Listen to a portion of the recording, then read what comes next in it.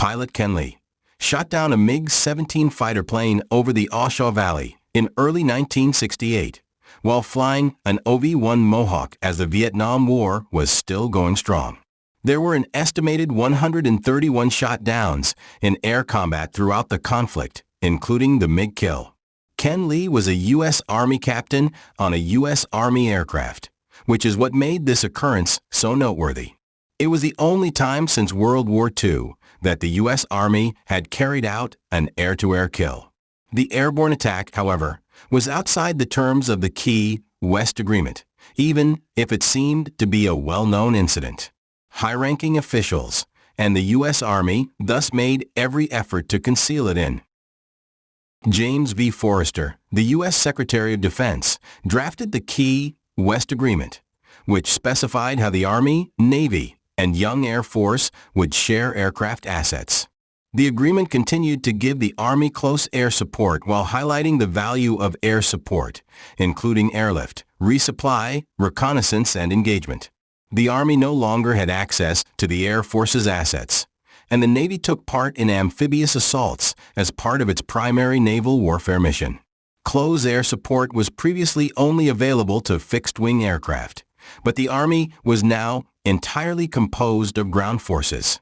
As warfare developed, the Army's fixed-wing aircraft were confined to medical evacuation and surveillance, while rotary aircraft were given the ability to transport, provide air support, and launch aerial attacks. Aircraft were needed during the Vietnam War on both sides. If the United States did not retain air superiority, there were many missiles between Viet Cong and U.S. forces. The U.S. Air Force reports that 266 North Vietnamese aircraft were shot down, while 128 U.S. planes were lost or destroyed. The Vietnamese estimate that they lost 131 planes, while the U.S. lost 195. In any case, just one Army pilot was able to win an aerial battle. The USSR produced the subsonic fighter jet known as the Mikoyan-Gurevich 17, or the Fresco to NATO. It was a 1952 developed version of the MiG-15 that saw action for the first time in Taiwan in 1958. Later on, it was modified for use with contemporary American combatants in the Vietnam War. In 1949, the Soviet Union started developing a successor for the MiG-15, which eventually became the MiG-17. Because it was simple to handle at modest speeds for close quarters, the MiG-17 was quite effective in the 1960s. The air brake sensor on the MiG-15 proved unsafe and unreliable at speeds higher than Mach 0.9. In the 1950s, the Soviet Union created a military aircraft known as the MiG-15. For Mach 1 speeds, it had a tailplane, a high, sweeping wing, and a thinner structure. In addition, the aircraft included a ventral fin and a third-wing fin. Ivan Ivanchenko, a pilot, flew prototypes in 1950. A flutter, however, tore off the horizontal tail, forcing the plane to spin out and crash land. In October 1952, the MiG-19 was nearly finished, and throughout its manufacture, the aircraft was modified.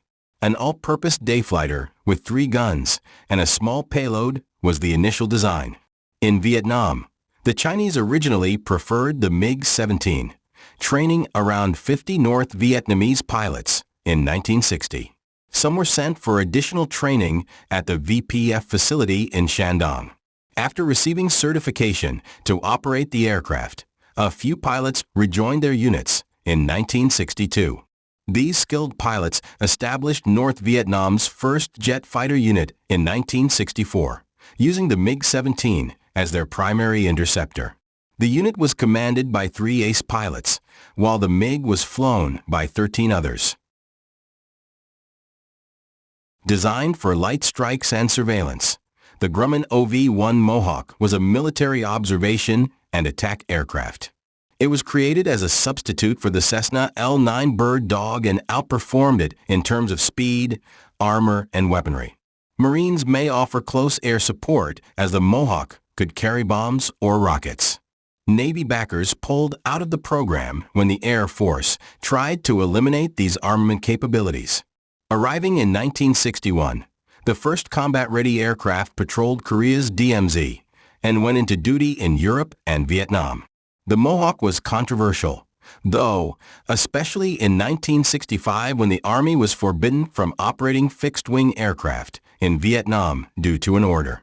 Due to mishaps, ground fires, and one airborne assault, the Army lost 65 Mohawks. As the Mohawk's development progressed, the first combat-ready aircraft were deployed in Vietnam and Europe. During the Vietnam War, the OV-1 Mohawk played a vital role in facilitating artillery spotting, close air support coordination, and short-distance takeoffs from austere runways. It was the sole aircraft that achieved the first air-to-air win for the Army. After his first Vietnam tour in 1964, Army pilot Ken Lee learned how to operate the aircraft. In 1967, he came back to the United States and was assigned to reconnaissance operations. But on October 1, 1967, he was injured near the South Vietnamese-Laos border, which prevented him from flying for 3 weeks.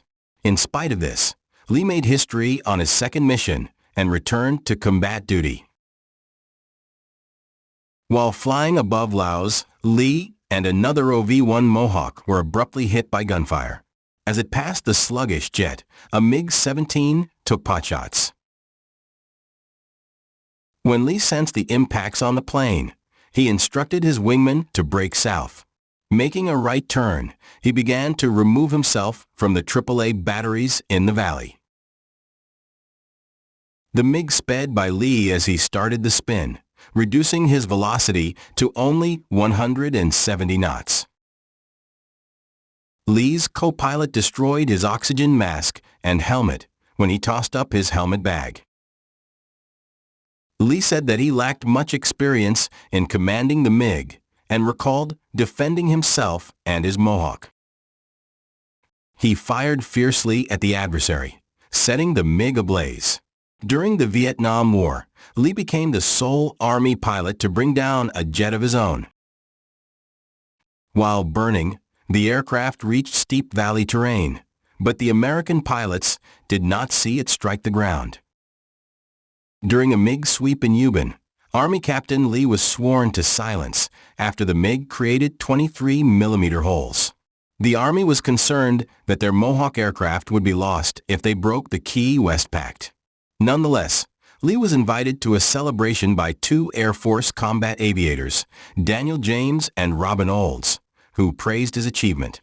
Lee remembered the enthusiasm and offer Olds, quote, "When I met him at the club the next time I went to Euban, he and Colonel James put me up in the center of a line for a MiG sweep, drink some food on the house. The MiG sweep was a real thrill. I still think of them both. You would never know that he was a genuine hero.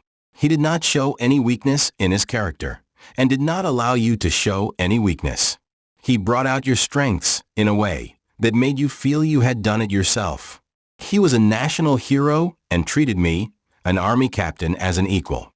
I never saw them acting like they were as beat down from flying missions as we were. He did not seem to be too taxed at the time. Always relaxed, no pressure. In accordance with the covert agreement, the Air Force's highest officials verified the kill internally, but the events were kept under wraps." Check out our other videos on American bombers from World War II by clicking the playlist on the left. To check out many different German aircrafts from World War II, check out our other playlist on the right. Thanks for watching.